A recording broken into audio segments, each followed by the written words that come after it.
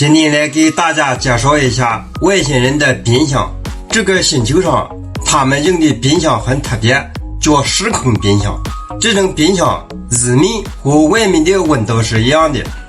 但是冰箱里面和外面的时间不一样。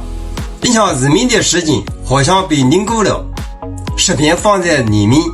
里面的时间过了1秒钟，外面的时间可能过了1年。这种冰箱的原理是什么？我们从广义相对论知道，一个质量很大的天体会对周围的空间和时间施加影响，使周围的时间走得慢，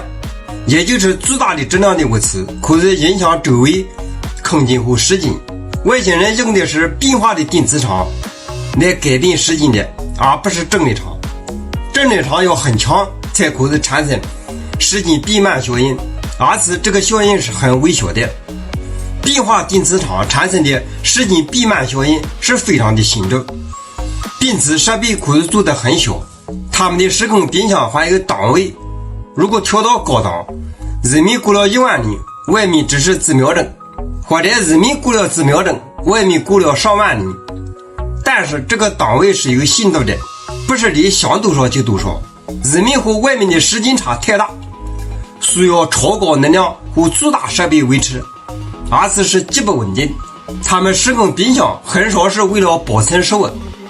主要的作用一个是保存人的身体，二是观察生物进化，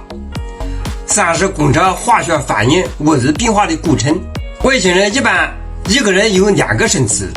一个是由光线组成的虚拟身体，一个是肉体身体。如果在某一段时间里，一个外星人不像是真实的肉体出现，